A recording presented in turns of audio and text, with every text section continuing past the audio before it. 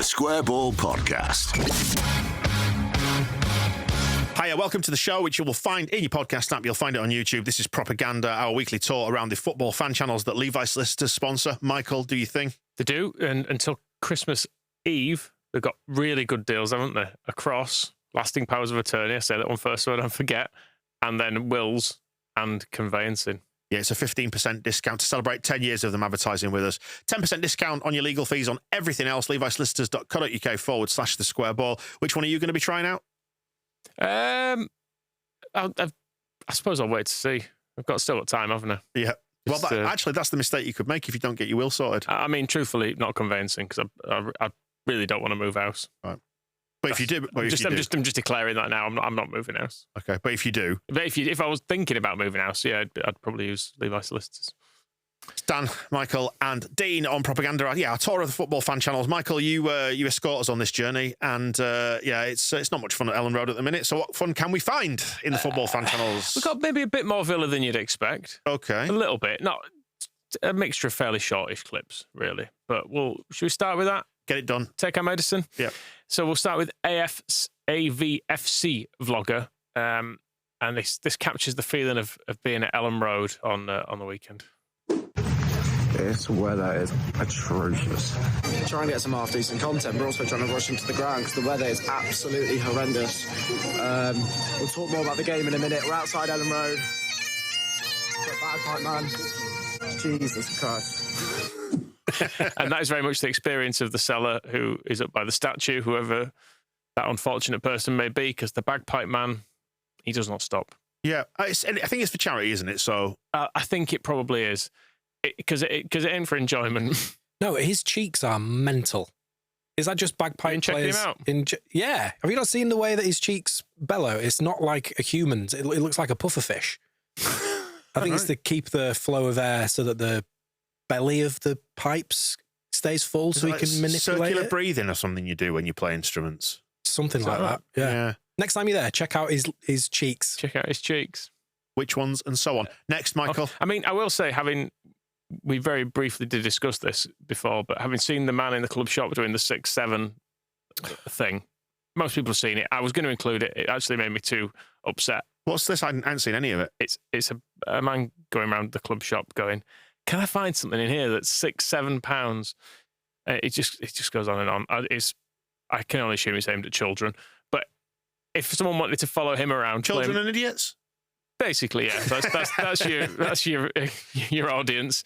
If someone wanted to follow him around playing bagpipes, so he was unable to ever do anything like that again, I think it'd be maybe just an amateur bagpipe player, so they're not very good. It's hard to tell with bagpipes, isn't it? Very true. It's all just the noise. You know, if you play the flute, you're a flautist, aren't you? Mm. If you play the bagpipes, what are you? A bagsman? Could be. Yeah. Piper? You're just a piper. A twat. I'm only ribbing the bagsman. Bagsman? Yeah. Bagsman. Yeah. It's not a nice instrument, though, is it? Truthfully. Anyway, you wouldn't have a recreational listen to some bagpipes, would you? Piping aside, this fella seems to like Ellen Road anyway. Yeah. Yeah. It's my fourth time at the stadium. Ellen Road, one of the best stadiums in the league. Great away ends. Great stand there. I do love this ground. I hope they don't get relegated. You and me both. It's your fault, isn't it? He's helped us get relegated. Silly bugger. I feel like in the Championship, people complained about Ellen Road as much as they praised it. I don't think I've heard anything but praise for it in the Premier League. It's because you got all these fans going to these stupid bowls where there's no atmosphere. They come to Ellen Road, they're like, oh, this is a shithole. I like this. Yeah, I think it's got something about it now. Yeah, keep it. Yeah. Well, we might be doing. We might have to. Until they start, digging some proper holes for the new one going in, I'll not quite believe it. Well, they're laying some cable, aren't they? They're putting some preparatory cable work in off some, I don't know. Digging some trenches. They were laying cable during that summer transfer window. That's half the problem. Right, then, so what's next, Michael? Get up off their asses. Let's have some half-time and first-half thoughts, because there's a couple of clips of half-time stuff, just to, I guess, as a bit of reassurance that we weren't all bad at the weekend. 35 minutes in, we haven't got a foot on this game. We get the ball, we pass it around the back a little bit, we go forward and we just give it away. Emi Buendia, Pau Torres, everyone just giving it straight to Leeds as soon as we get it. They're winning everything, they're winning the 50-50s. It's not a good start. 35 minutes in. Unai Emery, get into them. We can't play anywhere that isn't Villa Park. Can't do it. This is honestly, we are so nothing. Oh dear. And that again, this is what I mean, like kicking the ball away. Like, what is Kamara doing? Right, and we've got to get into the half time. We're 1-0 down to Leeds, and we're not playing well at all, to be honest with you. We just can't get out, get the ball. We gave the ball away so many times for stupid passes. Ollie Watkins, 2 seasons ago, be running all over this pitch, burying chances, but he doesn't have it anymore. I don't know what's happening, but it's not going well. Buendia again, really poor game. We're just not in it. It's freezing cold. I've got a hole in my shoe, so my left sock is absolutely freezing. And the football we're playing isn't good either. Leeds probably deserve the win at the minute. Morgan Rogers, again, you guys know I don't rate Morgan Rogers. So, the sun is going to change, will it? I don't know. Everyone's going to have a massive go at these lads in the half-time dressing room. The Leeds are playing well, to be honest with you. They're getting on top of us. They're playing the dirty Leeds game that you expect, and they've got the game that they wanted, so they'll be happy. Hope something changes in the second half. Oh, Villa, come on. Why has he not got a proper pair of shoes on? It's winter. He showed I know, but we're men of a certain age, aren't we? Yeah. He's a student as well, so he's maybe poor. Right. He's a student in Manchester, actually, if you want to judge him for that, decision-wise. I thought you were going to dox him then. Well, I mean, he says himself he's at uni in Manchester. I've not done any further research on this guy. Right. What halls is he at? We'll hear from him in his last clip, actually. He's back in Manchester and he's much happier. And the second half, we all just turned it up. We're all over Leeds, kind of showed the class. The fact that Leeds versus Villa was a championship fixture a few years ago, compare us to Leeds now, I think we're absolutely miles ahead of them. And Leeds played pretty well in the first half and actually dominated us. And I don't think we had much in that first half at all. You could see how frustrated everyone was. So it was definitely a game of 2 halves. Leeds, I'm hoping they're going to be fine because I do like Leeds a lot more than a lot of the other teams, your West Hams, your Wolves, that sort of thing. So I'm hoping Leeds stay up. Great away day, great atmosphere in the second half, great banter between the fans. Like I say, Leeds fans, hope you guys stay up. I do think we deserve the win in the end just because of that second half performance. Villa go into the top 4 as well for the first time this season, which is obviously fantastic. Normally, I hate people being nice about us, but because I'm in a personally weak spot at the minute with Leeds United. Yeah, that was the cuddle. Yeah. Very nice. Yeah. Morgan Rogers, though, didn't rate him. Yeah, and that was a previous clip, wasn't it? I thought exactly the same. I wrote down, we'll swap you. Take your pick. Who do you want? Who do you want from our squad? We'll swap you. One of those two. No, you can have one of those two. One of those two. One of those two. Nah, they can have anyone. They can have anyone. He was brilliant. He is brilliant. He was ineffective in the first half, but then guess what? A manager changed some stuff around, and he became pivotal. Yeah. Is that then? Is it? That's that. Looks like there's more coming though. There's a little bit more Villa, short stuff, but again, Villagraph again. He's trying to really upset Dan today. No, he's very nihilistic. No, today. This is crumbs of comfort for him. Okay, these are these are little bits of hope. This is half time showing we can perform and we are capable of getting points off This is people. like watching thingy back in the day. What was the darts program called? Indoor League? No, the darts. Bullseye. It's like watching Bullseye when this is wheeling out the speedboat. Look what you could have won. I can't believe I went for Indoor League rather than Bullseye. It's back on the telly now, isn't it? Is it? Yeah, there's a new modern version of it. They've obviously broken it all again. Who's doing that? Some Arras chuckers. I don't know. Oh, Bullseye, not Indoor League.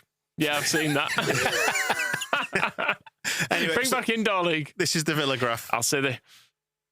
It's 1-0 to Leeds. This is such a poor half from Villa. One of the worst halves we've seen all season, I think. It is not helping. The referee is doing absolutely an awful job. He is literally giving Leeds everything. We're getting fouled all the time, yet they're getting away with it. Leeds, they are making it tricky. They are making it difficult. Not just the atmosphere of the players as well. They are fouling a lot. But like I said, they're getting away with it, so it's working in their favour. The goal we gave away was so cheap. From where we were seeing, it does look like it should have been disallowed. Martinez looked like he got fouled, but apparently people are saying it's poor from Martinez online. Watkins looks dreadful. I mean, we're not getting any balls through the midfield. Don't know if it's poor passing or poor passing option. Powell looks really poor with his passing as well. The ground is really wet, so his passes aren't going as good as they usually are. And yeah, overall very poor. Cash is getting skinned. I think Rogers actually looked quite decent going around a lot of players. But we're just too soft as a team. Something really needs to change. It just looks like they want it way more than us. Had a couple near chances, but that was about it. We cannot be losing to these. We need to get top 4 right now. What I like is he said the same as the previous bloke and we still lost. Well, he criticised the ref too. It was interesting. I did watch the ref going off at half time and he was being booed by the Leeds fans. And as he went to the tunnel, he had a load of Villa fans yelling at him too. So I think it was a job well done. Right. Managed to anger absolutely everyone. Is it right that he kissed his guns as he walked past the Villa fans? just had a couple of poses for a little while in the centre circle. He is very hench. He is, yeah. Yes. These are really frustrating, these clips, because... Have we got more, Michael? I can't wait. But just one. But because they're seeing it exactly as I saw it in the ground as well. And I hoped that they would be saying stuff like, oh, yeah, we've got them exactly where we want them. This is exactly what we do. We're going to start turning it on the second half. That's exactly what I saw. And all of this was just so avoidable. I hate it. Go on then, Michael. What other shit have you got to inflict on us? Dan, you're very grumpy. The 1874 podcast. Sorry for not being happy at the minute. I'm sure your general chipper, upbeat mood this Wednesday reflects the general mood of the Leeds fan base. There's more to life, eh? It's really cold outside. It's lovely. Heating bills have gone up. I do like it being outside at the minute. It's nice and it's a nice crisp sort of a morning, isn't it? Good for dog walking. There you go. I've not got a dog, but get one. Good for you. Christ, no. As you can see, having a dog has really helped me. Yeah, it has. Yeah, you seem really happy. My state of mind. Yeah, yeah, you do. I just need a big vet's bill now, just to really set your day off. So this 1874 podcast, which was Dan Bardell, who you may have heard on. He does quite a bit of stuff with The Athletic. He does an England pod with not the top 20 people as well. Those guys, we'll be seeing them again soon. We will. Another 6 months or so. Yeah. We'll be chatting to those our best friends. I think they're at the FSA Awards actually next week. Yep. So I may try and go and apologise there. Re-ingratiate yourselves. All right, lads. Listen, we deleted your numbers because we got promoted and we thought we were never coming back, etc. Yeah, Dan Bardell, the first time I ever saw him, I'm still in shock because I just thought it was Adrian Chiles, and then it turns out he's younger than me, which was a bit weird. But this is him talking after the game, and he's wrong on a couple of counts really, but I just thought it was interesting to hear. Another Adam here says, great win, hard place to win, never mind a comeback. I think Leeds' home record probably goes under the radar a little bit. I think they're one defeat in 14 months, one defeat in the last 25 games, and I don't think they'd lost a game for a long time since going ahead was the start I'd seen as well. So for Villa to be the first team to kind of undo that record is absolutely brilliant. He's gone into the old version of GPT for that, hasn't he? Because it's not updated the database. Yeah, I mean, we lost our last home game but one, and we took the lead in the last game and then lost. He's just padding their stats for himself. He's just making it sound better for Villa. But other than that, I see what you mean about the Adrian Chiles sound alike. By the way, the voice is very, very similar. And you look at him and you go, oh, that doesn't fit at all. What, is he like 19 or something? No, he's not. He's not like he's in his 30s. All right, I guess. He's not much younger than me, but I'm pretty sure he's younger than me. Yeah. Well, thanks for that, Michael. I'm glad you brought us those clips. That's all right. No worries. Good. Here's a little bit of comfort on transfer stuff, if you want that. Because speaking of Morgan Rogers, his free kick, everyone's looked back at Lucas Perry, being like, what the fuck was he doing? Why does he not move at all? Joe, did you see Match of the Day too, or did you?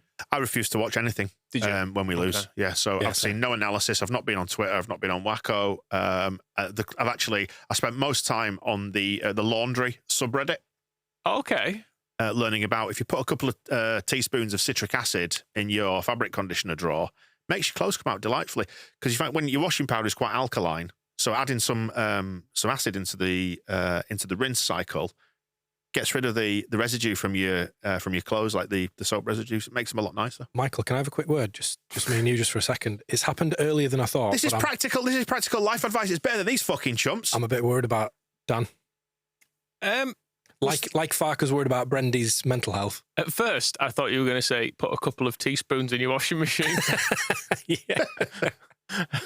Because it does like some magic. Yeah. Or something. Teaspoons of citric acid. Where are you buying your acid from? I just bought it off Amazon with a couple of massive drums, whole big vat of acid. No, he's going to lay down in this in the hope that it dissolves you. You're going to Breaking Bad yourself. Yeah, I want them to discover me, and it'll be like that case of that spy guy who was found zipped up in a bag in his bath in London. You remember? Have you seen that story? No. It was a guy who was working for MI5 or 6. One of those guys. Obviously, can't talk about my work on the side. Can't tell you which one it was. Sure. But yeah, he was zipped up like in a big holdall. His heating was cranked up really, really high, and the holdall was placed in the bath. And they don't know whether it was a strangle wank or whether it was the KGB. Why did they turn the heating up? I don't know. Just as a final kicker for his family to have a big heating bill. Right. Yeah. To be like, that needs settling. Yeah, look it up. It's fascinating. They've never been able to piece together whether it was like an assassination job or whether he was just getting a bit kinky and tried to, I don't know, basically have a wank in a bag. I hope there's a similar cloud over me when I go. That's what I'm saying. Keep them guessing right till the end. Exactly. I'm just writing down wank in a bag. Show title. If you do want 15% off, you will. Levi solicitors.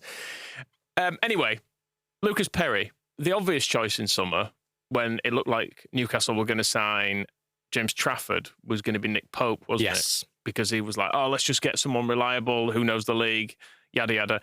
Magpie TV channel, it turns out he's shit and they hate him. But what's not very good is Newcastle United thrown away second halves like that once again. And Nicholas Pope, please, Edward Howe, stop picking this goalkeeper. What on earth is going on, man? How about a bloody blueprint of how to throw away yet another game, man? Another one every single time. That's 4 mistakes in the last 3 away games now by Nick Pope that has completely unsettled the lineup, the team, the confidence, and just blown a game.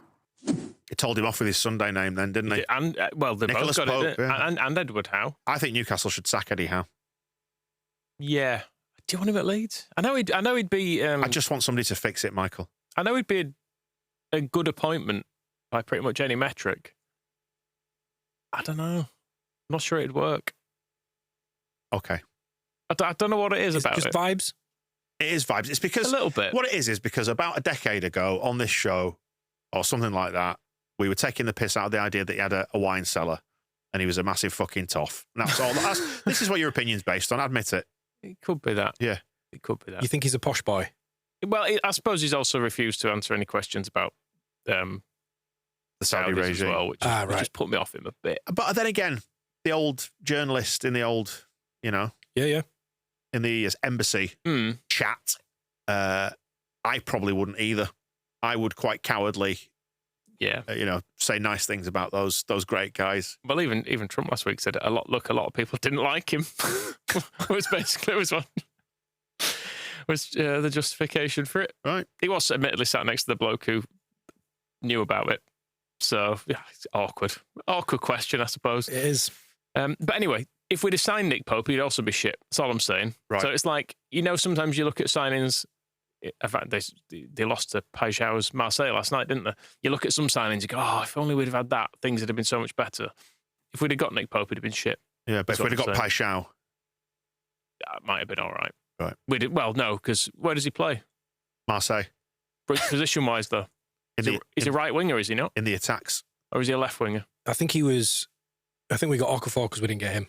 Yeah. Oh, okay. So Brendan could have still stayed in the team. Yeah. Yeah. I was just checking if he'd have been on the bench. Absolutely. Because Brendy plays. Yeah. And even if you sign loads of players, like Liverpool did, you can still be shit there too. Yeah. Which is the other thing, because everyone, they won the league last year. Everyone seemed to agree they'd bought a load of good players over summer. Seemed pretty good. Won loads of games to begin with. It's all gone to shit now. So we'll hear from Anfield Agenda. This was from his Instagram. It is edited, but this is the version he put out, and I think he's got a fairly clear message from it. It's time to go. And first time in my career doing this, I'm actually asking for a manager to be fired. He's got to be fired. I'm sorry, he's got to go. He's got to go. It's unacceptable. He's got to go. It's time to fire him. He's got to go. He has to go. He has to. They're not doing nothing for him. And he hasn't got a fucking clue how to change it. He's got to go. He's got to go. He's got to go. There's no defending this. Like, there's no spirit, no fight, nothing. It's just flat. He's got to go. He's got to go. And I've never said that. 8 years doing this, and I've never, ever, even once, said manager out. He's got to go. Time to fire him. He's got to be fired. He's got to be fired. This cannot go on. He has to be fired. It just can't go on. It's just made me feel bad about us being on the internet doing basically the same thing. What's he trying to say, though? I think he's... Is there a message he's trying to... he's suggesting Right. he's got to go. I don't think any of us have... It should be sent to Leeds as punishment. I've not called for the manager's head in the past 8 years where we've been really successful. Very good. Well done for not doing that. Yeah. Send him to Leeds. Punishment. He should have been here in the first place. Thought he was too big for it. Thought he was better than he is. Proven loser. Fluke's a league title. Slot would get us relegated. Discuss. Nah. Do you not think? He wants to play football. We need some knobhead who's just going to be like, right, all the doors are shut now. I've got a better question for you. Go on. From Reddit. When you wake up and there's 4 cows in your garden, who is it that you phone? Ghostbusters. That's what I'm seeing on Reddit right now. That's on the Casual UK subreddit. Cool. I'm glad to see you filling your time. Who would you phone? Police. I suppose you just need to source where they probably most likely come from. And Coast Guard? And then speak to them. Yeah, I'd say a farm. The AA. Mm-hmm. Could do. Right. They're the 4th emergency service. They're happy enough to brag about it. Right. Got some cows in my garden. What are you going to do? Nothing. We just repair cars. Do they have collars?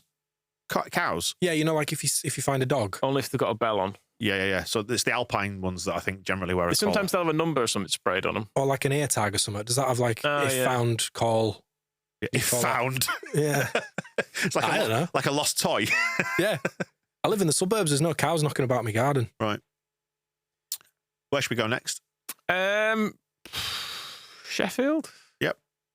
The Wednesday Week podcast. It was that big derby at the weekend. This is the footballing equivalent to being zipped up in a bag and put in the bath, isn't it? It was a bottom of the table clash. Yeah. I mean, Sheffield Wednesday ain't got any players. They've got Liam Cooper. They don't have any points. Coops came on, didn't he? They did. They have minus points. We'll hear a bit about Coops first of all, actually. But yeah, they are down already. So it was. Imagine that. Sheffield United did enjoy it, but at the same time, you can't enjoy it too much. No, because look what you're beating. Yeah, anyone would beat Sheffield Wednesday this year, wouldn't they? Oops. Easy. In fact, their keeper was absolutely shite in this, and it's the same one who had the game of his life against us in the cup. Of course he did. We had about 40 XG, and he just was unbeatable. Yeah, it was crap in this. But anyway, let's hear the Wednesday Week talking about Liam Cooper, who came on. I think Cooper's a fantastic signing for Wednesday. Oh yeah, I think there's a few comments there in regards to in the short time he was on. He did. I mean, the fact he can head a ball forward and not looping it up in the air and behind him. He's passing. He seems to be confident with his passing. I don't know what sort of pace he's got, but I really liked him. Thought it was really good. Not great pace is the answer to that. Nope. But no. At the same time, they can read the game. By championship First yards up here. He's not the slowest, probably, is he, by championship standards? Because you get some proper lumbering beasts in this division. And you can tell that they have set the bar really low because they're like, he can head the ball forward. And now on corners, often you'll find it does go quite up in the air. Yeah, he does. He was prone to a bit of 50p in, wasn't he? But yeah, they like him. Yeah, good signing for them. I'd say it is. Yeah, and good signing for him as well because he can stay at home probably. Because he can live in Leeds, and what could be better? Exactly. So then we've got a little clip next about the atmosphere at Hillsborough and someone wanting to almost be allowed to embrace the misery of it. I just think that you can't blame the paying customers for not being into the shit show to a certain extent. Like it's hard to have that mentality of, why aren't we all clapping and cheering? Because it's shit. Because it's kind of shit. And also, a lot of these people are they're out doing their hobby. They don't all have to be giving. I mean, is there a worse chant than stand up if you love Wednesday? Fuck off. It's freezing and we're crap.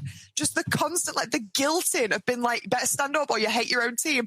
Leave me the fuck alone. Leave me alone. I'm so old, please. But when we go away, when people go away, it's people that are prepared to get up at the crack of dawn and get tinnied up and absolutely screaming shout the whole time. That's fine. That's a different kind of passion. I really do think that there is a whole sense of atmosphere that is palpable and is gainable when you've got good stuff happening on the pitch, off the pitch, or whatever. But ultimately, I think it's so easy to be like, oh, it's like a library in here. Yeah, because it's a bunch of people just watching the football. That is okay. Okay, I vibe with that. Because we were saying it didn't really get going at the weekend, did it? Not really. And I feel like you need a bit. It needs to go both ways, doesn't it? With some of this stuff, you've got to have a bit coming back. It did in the first half a bit when there were some big tackles and interceptions and breakaways, but second half it was flat. It just because they scored straight away, everyone was like, "Oh yeah, this is happening." I know. I know what comes next. Yeah, I agreed with everything she said there. I've not heard the phrase "get tinnied up" though. Have you not? Don't think so. Yeah, you get tinnied up. Ooh, I like it. Should we get tinnied up? Sounds like something an Australian might say. Mm. Do that, Michael, in an Australian voice. Get tinnied up. Yep. That was Tony. That was Tony. Right. Where are we going next? Well, first of all, a quick mention for Always Wolves Fan TV. I did listen to some of his stuff. Not in there. Basically, it was Rob Edwards' first game. They were much better. They were actually quite pleased. They lost 2-0. Hopefully, they can continue to do that through the rest of the season, so we don't have to finish bottom of the league. So they remain on 2 points and have not won a game since April. But the main thing from that was Dave's dad was poorly at the game. He seems to be all right. He actually posted a video last night saying, with his dad on, just saying like, "I'm okay." But it was good to see he's okay because he'd not been well at the game. And I was like, poor Dave's dad. Yeah, bless him. Got a real soft spot for him. So just to mention that, yeah. But we'll. Do you want to go stick down the bottom end, or do you want to hear from Spurs? Let's treat it like an inverse bell curve. Now we're down at the bottom. Let's stay there for a bit. Okay. Well, they're from Claret and Booze then. This is a West Ham one. Guy we had the other week. This is who are of course finished. Well, this is again a bit of hope for you because it's not been great for him. This is the complex world of what goes on in football because they drew at Bournemouth, and it's both good and bad. It's good because it's a good result, but they were winning 2-0, weren't they? Yeah, right. So this is the difficulty of all of that being unpicked. West Ham just drew away to Bournemouth 2-2. Now look, I went on West Ham fan TV last night. Went on a Friday night pint, and I said I thought that we would lose. I said that a point would feel, like a win, because the points are all that matters, and it has done us some favours. It really has. But quite clearly, I'm full of shit because I didn't enjoy that today. Absolutely loved the goals. That was brilliant. But the second half, I just felt like it's like I had PTSD. Right. It was 4.08, I think, Bournemouth's XG finished on. Was it? Yeah, they absolutely battered them. So we'll hear a bit about that. The way they approached it, because I know we weren't happy with our approach in the second half, and not with West Ham. It was so uncomfortable. It wasn't a defensive masterclass. I've seen people refer to this like it was some sort of masterclass. We used to hear it in the days of Moyes, where we'd have 30 or 40 shots on our goal, but they wouldn't score, and then it's a masterclass. It isn't. It's pure fucking luck. Areola had the game of his life. He was superhuman. 8 saves in the second half. 8 saves. If they'd have won 5-2, they'd have got 5 goals in the second half. They wouldn't have been bad value for it. We were shit. Absolute shit. And it was by design. They all done their best under the constraints that the manager placed on them in that second half, which was to lock them into their own fucking 18-yard box and just consume so much shit. Why would anyone do that? When you're 2-0 up, why would someone choose to do that? It makes no fucking sense to me. So yes, I'll go back to it. Ignore the game. Don't watch it. Watch it on teletext. That's the point away at Bournemouth. It's great, but it ain't. Bad management has cost us 2 points. The same as bad management cost us 6 points against Leeds and fucking Brentford. So now that's 3 games. That's 8 points now Nuno has cost us. You are right. That has injected a tiny little bit of hope into that because he's angry. I'm not angry anymore. Yeah, just the light's gone out. To put their second half into context, Areola made 8 saves in that second half. Our keepers between them this season in the league have made 26 saves. Oh, Jesus. Right. Which indicates that we're not saving a great deal, but it shows the sort of level of an onslaught they faced in that. So they are still finished, I think is what I'm saying. Okay. They're above us in the table, aren't they? I refuse to look at it. Yeah, they are. By a point, though, I genuinely haven't looked at the table since the weekend. I won't do it. We still need to go there, and obviously we're going to win that. Yeah. So effectively, we're 2 points ahead of them. Yeah, sure. This is very Daniel Farker. Well, we have all of the games to play at home against. Completely counting chickens, yeah. Because, well, we don't have the home game to win against West Ham, actually, do we? No, but that's the sort of same idea that he was trying to convey in his recent interview. Yeah, it's all fine, isn't it? Basically. Oh yeah. We're all fine and dandy. Well, another example, loving the Premier League. Another bit of here's what you could have won. If we'd have got Thomas Frank in over summer, we'd have been like the sex goblin. We'd have been like, wow, that's a massive coup, isn't it? That to get Danish Yoda. To get the Danish Yoda, the alien, all of the perfectly legitimate things to call him. Yeah. And he's not doing well now. In a satirical way. Yes, indeed. Yeah. But very important to stress that. They got spanked at the weekend in the North London derby. They should sack him, you know. Well, they might. We had 2 defensive midfielders on. We just gave them free roam of our midfield. We have 3 at the back. We have 2 in midfield. We have 5 at the back, I would say. Well, fine, 5 at the back. We had 2 defensive midfielders on, and we looked open as hell. Like, I don't understand how you can have so many defensive players on the pitch and look as open as we did, as well as not have any attacking threat. So actually, what were we actually doing on the pitch yesterday? I don't understand what the plan was by any stretch of the imagination. I've never seen such a gutless display in all my life. Like that Chelsea game, I didn't think it could get worse than that. I really didn't think it could get worse than that. And it got worse than that at the Emirates yesterday. It's just like, what are we trying to do here? Seriously. It's like a League Two side going away to a big team in the FA Cup. That's exactly what it was. That's exactly what it was. And I've seen League Two sides give more of a go against the bigger boys than we did yesterday. We had no ambition to go and attack. Like literally nothing. Our only plan going forward was give the ball to Kudus. Let's see if he can run around their whole team and make a bit of magic. Or let's see if he can be Messi for a game. You know what I mean? Or give it to a doggy and let's see if he can run around their whole team and do a bit of magic. That was our only plan. Like, what sort of plan is that? I just don't understand it. You should go there and try and play football like we did. That's the plan, isn't it? Played him off the park. When he started talking, then he was like, we got a back 5, we got 2 defensive midfielders. I was thinking, right, let's get Tom Frank in. And then in his next breath, he was like, and we were wide open. Thinking, fucking hell, let's not do that, please. It's awful that Arsenal are good, isn't it? And they're going to win it. Yeah, they will. Yeah, they're likely to. Yeah. Because the manager's unbearable. Yeah. The fans will be unbearable. The internet noise will be unbearable. And you'll fucking clip it all up and play it on this show, won't you? Well, that's what the show is, so I mean. That's his job, yeah. No, but you're supposed to find the bits that we like, not antagonise the audience. Oh. Or me. It's mainly you that gets annoyed, in fairness. There are people that hate it. I don't even think you should put citric acid in your washing machine. That's how antagonistic I'm being. Well, next time you look at your I'm putting Rennies in mine to make it even more alkaline. Next time you look at your washing machine cleaner, see what it's all made up of. Mine's just milk and magnesia. Is that right? That's what I put in mine. Yeah. My washing machine door is on its last legs, and I'm dreading to ring someone from Hoover to come and replace it because it'll be fucking fortune, won't it? Just throw it in the bin. What, all of it? The whole thing. Yeah, just push it out your back garden, down the hill. Yeah. Yeah. Someone will take care of it eventually. I think that's the right way to deal with it socially. The Ross McCormack approach. Just make sure there's no identifying marks on it, and do it in the dead of night. I'll unsign it then, shall I? Yeah. I autograph all my appliances just in case. Right, where are we going next?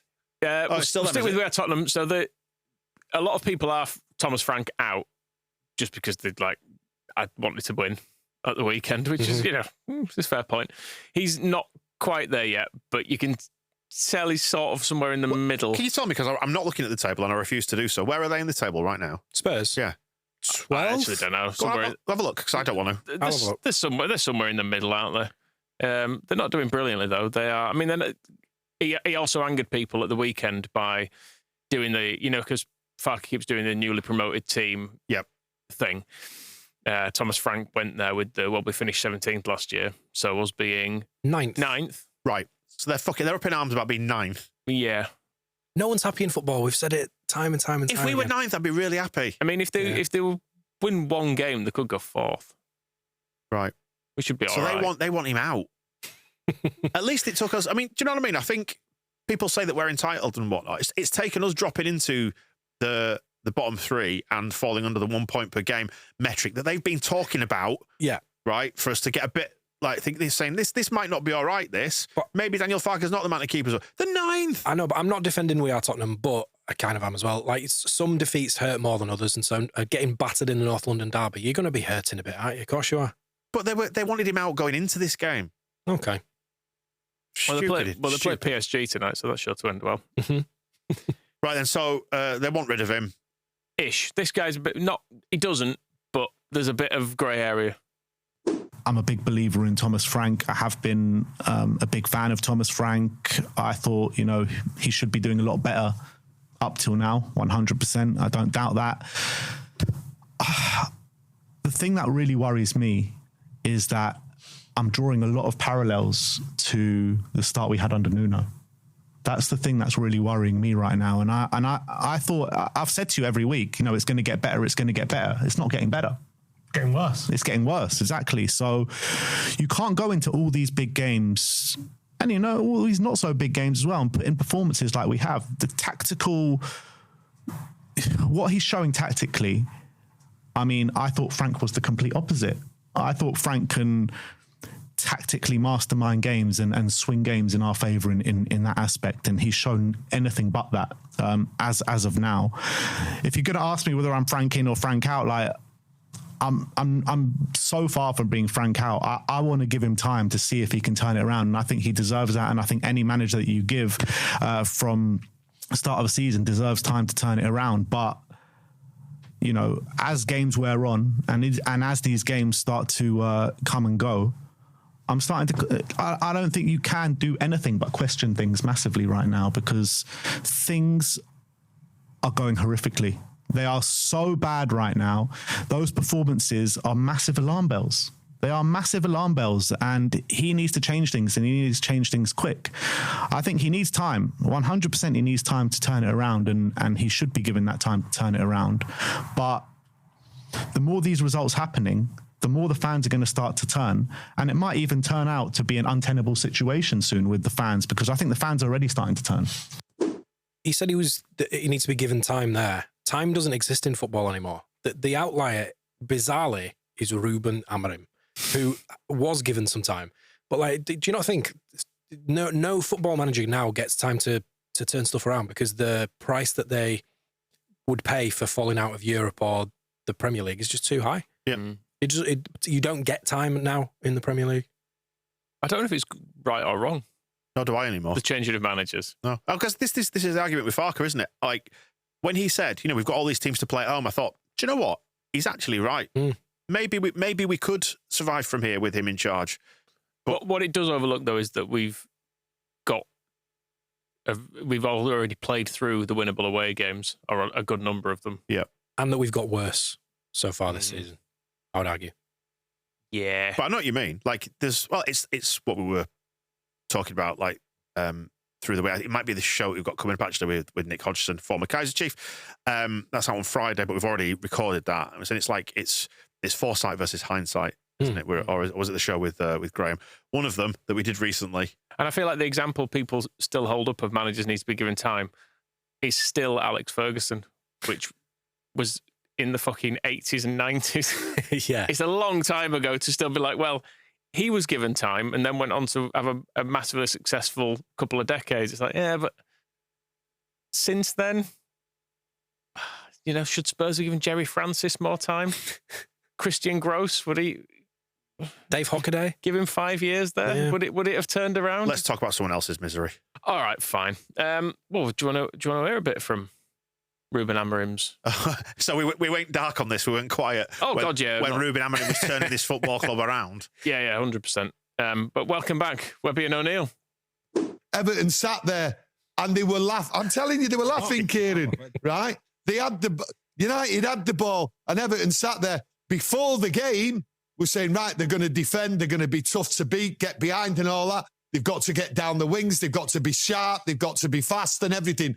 They did everything opposite to what I thought they were going to do. And Everton did exactly what I thought they would do. Sit in there, and when they've got a 1-0 win, 1-0 lead, they will fight and fight and fight.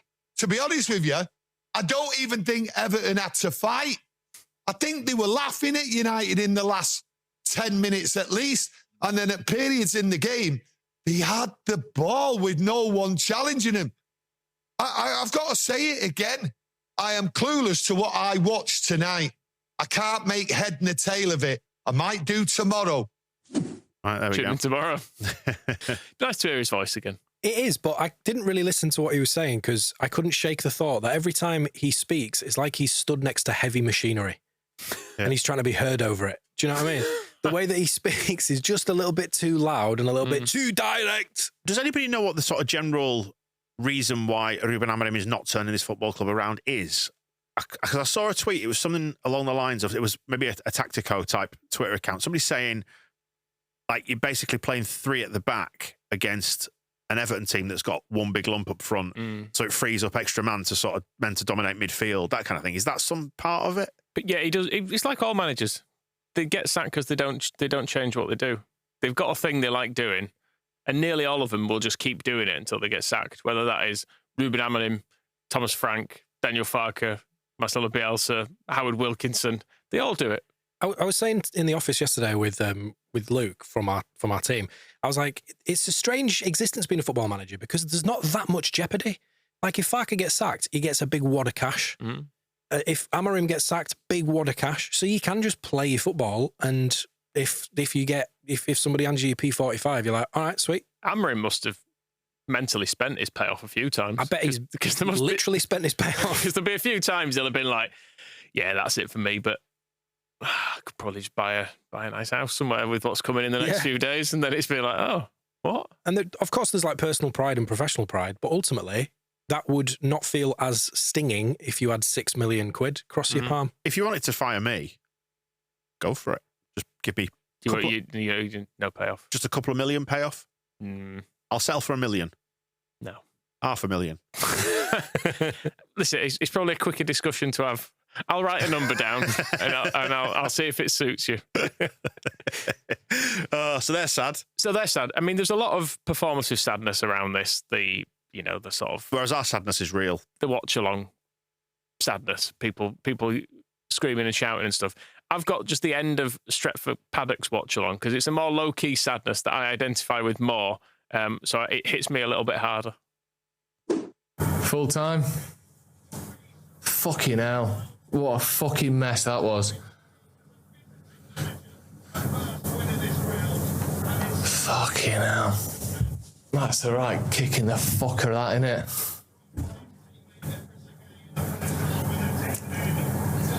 Shite. I don't know what more you can say on that, really. Absolute shite. Fucking 10 men as well for 80 minutes. We had fucking one decent shot. That header was the only proper save he had to make, Pickford. Yep. Fucking 25 shots.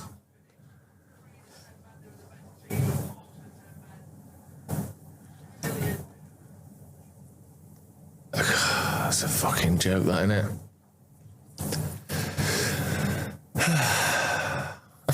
Don't know. Yeah. Hard to know what to say, really. I mean, but let's just fucking end that there and we'll be back for the review in a few minutes once we've gathered our thoughts and fucking thought about that for a sec, because that was ridiculous. I can't believe we've lost that. Yes, I see exactly what you mean. Because what it is, right, that mirrors how I felt walking out of the stadium when Bournemouth scored their last-minute equaliser, where you've got 1,000 thoughts racing through your mind, all of them basically just circling around the same point. That's not fair. And you don't know how to articulate it. You can't express it in one feeling. And yet you're doing it on the stream, obviously, because that's kind of what they're doing. A right kick in the fucker. Yeah. It's a great phrase. I think that's good podcasting or YouTubing or whatever that the medium is there, because it's not, like you say, it's not performative. It's not trying to just grasp for like clickbait headlines or just like sound bites. It's going, hold on a minute, what's happened? It's not saying over and over and over again. It's real time trying to organise your thoughts and going, I'm not really fucking sure, really. And I think we don't have a lot of that in society nowadays. People are either over there or over there. I mean, the people in the middle trying to figure it out. It's quite fun. The silence in there was so powerful, wasn't it? Because you know that he's just going, but they're 10 men for like all the game. Yeah, we should. But how have we? Yeah, and it's not fair. And he's turned this football club around in recent weeks, which is why we've not been there laughing at it. It's not fair. Good though. Yeah. Great. Good. It is. I mean, really, this show it's not about reflecting what's going on in football. It's just finding relatable misery of others. Good. Let's do more of that. Well, you'll have to decide if you find this next bit relatable. We mentioned Ronaldo the other week, didn't we? Oh, God. How he was clearly going to be let off his ban. Am I allowed to say that I called this? I mean, I think it was just so obvious, wasn't it? It was like I think you called it in a much more in a way that I would accept much more. Right? I think the specifics around what you said is they'd invent this like little mini tournament that he couldn't play in, so that he could play. They've just fucking kicked it down the road. Yeah, it is. I saw this pop up on Twitter yesterday, and I was I've no idea. Is there precedent for this? Yeah, has this ever happened before? Because my prediction was what they'll do is. I was going to call them Portsmouth then. Portugal will end up scheduling. Yeah, there'll be some involvement in a tournament that they'll make up against some chumps. Mm-hmm. FIFA will say, that's FIFA sanctioned, so the ban applies there, and he will sit out his ban in this tournament so he can play in the World Cup. But it was just a lot more blatant than that. Yeah. It was. Has this ever happened before? I'm not aware of it. I mean, the thing they've managed to do it on is in line with Article 27 of the FIFA Disciplinary Code. The serving of the 2 remaining matches has been suspended under a 1-year probation period. Article 27 is it's just basically the bit that means we can tear up suspensions if we deem it is right, and they've deemed it's right. Funnily, he's been hanging around in America with Trump and Infantino and that, and would you believe it? They've managed to come up with that. So it's obviously tied in with a lot. Is this? It's not just a football thing, is it? It's sort of business, geopolitics, all that sort of stuff. So this is why I got into football as a kid, you know. Yeah, and that's why. Well, that's why it's above me too, as well, and that's why I've gone to an expert to try and explain some of this. Cristiano Ronaldo, I've not done his numbers for a while, but they're 187. President Trump has always talked about $1.87. If you do Donald J. Trump, dot is 39. 39, Cotter, Circuit of the Americas, Angel, 10, Big Ben, Angle. So Donald J. Trump, 148, Time Traveler, 148, Simple Geometry, 148, Emmett Brown, 148, but if you had the dot, 39 takes you to 187. And Cristiano Ronaldo comes to 187. Cristiano's 108, Twilight. I've been watching the Twilight series. And then Ronaldo's 79, Super, Wonder. There's some other ones as well, but we'll stay on that positive side. 79, the atomic number for gold. But yeah, Cristiano Ronaldo, CR7. If you do number 7, if you spell the 2 words number 7, it comes to 138, Donald Trump. I've always said that with my mate Matt Letitia, 138, because he would wear the number 7 and Ricky would as well. So there's interesting comms, and obviously that will get a big amount of attention throughout the rippleverse of the media, social media. 2 goats coming together.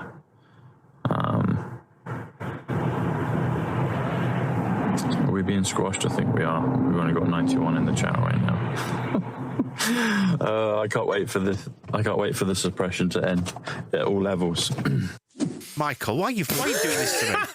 What are you trying to do to me? Can I just say, by the way, he missed the really obvious thing about 187, which is murder. What? It's the code for murder, isn't it? It's like we've got all officers, we've got a 187. Is it? Yeah, is that right? Downtown. How do you know that? Do you not remember the song? It was 187 Lockdown. It was sort of a garagey kind of. You've not been embroiled in any. No, I can't remember the name of the song. Let me just find it on Spotify. He said that this is going to echo around the rippleverse. I love that word. Yeah. Rippleverse. It's the California Penal Code, Section 187. That's what it comes from, apparently. 187 Lockdown. They did a song called Kung Fu, one called The Don. And he said, so it sounds like you're actually out top numbers. I can't believe you don't remember this music from 1998. He said we're going to see 2 goats coming together. Have you ever seen 2 goats coming together? I think he's talking about the Ronaldo goat as in greatest of all Trump time. and Ronaldo being. I know, but it just in his voice, it sounds a bit weird. The beast with 2 backs. Exactly. Yeah. What I really like about the whole thing is just how earnest it is. He's so earnest with the whole thing, delivers it with a completely straight bat. What I like about him as well is he always throws in, because it's all quite deep, but then he always throws in a real bit of throwaway pop culture as well. Like, it's Twilight. I've been watching the Twilight series recently. But I've been reading Richard Osman's books. It's just like it should be a random thing that's sort of a bit popular. A little bit of Buffy the Vampire Slayer at a time. Yeah, going, Sabrina the Teenage Witch. Interesting. Just any old shite, basically. But he was at the end there, he was complaining because there weren't many people in the chat which was clear evidence that YouTube are trying to hold this stuff down. So I'm bringing it to a bigger audience for him. Yeah. Well, unless this is going to mean we end up being held down too. Just remembered, it was Snoop Dogg who sang Mr. 187 on a motherfucking cop. Is that right? Yeah. Oh, there you go. I think you and Tom Numbers need to do a collab. I feel like I've got one number that I've picked out. That's it. It's more than fucking hell. That's how he started. And I'm just he was Tom Number back then, wasn't he? He was. Yeah. Then he just went from there, and he's now Tom Numbers. Article 27 of the FIFA disciplinary code. We'll have to see what 27 is as well. Actually, right. That's probably got some connections. What I didn't like about that whole thing was I'm on the prep sheet, so I could read. So I've gone to an expert, and I didn't guess that it was going to be Tom Numbers. Yeah, we all share the same document in the cloud, don't we? But I genuinely, I make sure I don't listen to the clips ahead of time, so I can react to them genuinely. Yep. And I can't believe I didn't see that coming either. I thought there would be a genuine expert like talking a sports lawyer or something. You bastard! You fucker! Yeah. I'm on the Gematria website I use now. 27 also comes to ha ha ha. Yep. So laughing at us, yeah. So that's something. Hi babe, Baghdad. Ha ha with spaces. It's done it again in case you were confused. So yeah, some interesting stuff there. That's on the list with a b on the end. With a b, yeah, with a b. That's how you say isn't it? If you the b silent. Yes, yeah, that's the thing. That's how you pronounce the name of the Swedish pop combo, isn't it? Anyway, so we won't finish on that. Thank God. But we will stick with go on, suspended sentences. You know, Leicester Till I Die TV. They lost to Southampton yesterday heavily, and they're about to get a points deduction, aren't they? I think that they've gone up in front of the disciplinary people. It's been referred to them. I think whatever panel. Okay. Yeah, some points are going to be taken away. So yeah, this is just a bit of him from the first half, just being cross and being himself, cross with the team, cross with the referee, and cross with, most importantly, the people who are watching his stream. No, don't give a fucking foul for that, do you? You fucking wanker in black. 2-0. This referee is fucking bent. Fucking referee. We're not going to win this with this referee. The referee's a fucking wanker. Well, the BBC, they're as bent as fucking referees, aren't they? We all know that. BBC just like to employ paedophiles, don't they? I really, really, really can't be arsed. Yeah, no wonder they're going up against other teams when the referees are as bent as they are. Luca's going to get a red. Unity, you're going to have to be kicked, I'm afraid, for giving a spoiler. You know, how often do we have to say Unity? Are you naturally thick, or do you practice in front of the mirror? Absolutely hates his audience. Someone called Unity as well. Unity, get the fuck out. Ridiculous. It all circles back to masturbatory stuff, doesn't it? And like you mentioned, like, are you in front of the mirror? It's a terrifying glimpse into this world. I'm just going to drop Adam Pope a quick message, by the way, on WhatsApp, just to check a couple of facts that were laid bare in that particular. Dean, you were in last Tango in Halifax. What was that broadcast on? I've worked with the BBC extensively. Yeah. Any thoughts on the organisation? Yeah. Yeah. Great bunch of lads. Yeah, you know, it's like any company. It is a mixed bag. Right. I'm going to assume. Yeah. How do you find working with us? A mixed bag. A mixed bag. Okay. Yeah. That's better than I expected, to be fair. Absolutely fair enough. Yeah. Well, where do we go from there? But end of the show, I suppose. 27. I die. Chafed. 27. What's BBC in numbers? I couldn't say that. What does it come to? It comes to LTID TV 1. I mean, BBC is 2, 2, and 3, isn't it? So it's quite easy. Yeah, actually, it's really easy to work out. 7, which is CR7, the goat. And of course, 2 goats coming together equals a man in a bag in a bath. With his thermostat up, covered in citric acid, with his clean clothes. That's that, isn't it? That'll do for this week. Propaganda for another week. Thank you for... You started out sad, and it finished demented, and I'm happier about that. Good. Great. Good. See you in a bit. The Square Ball Podcast.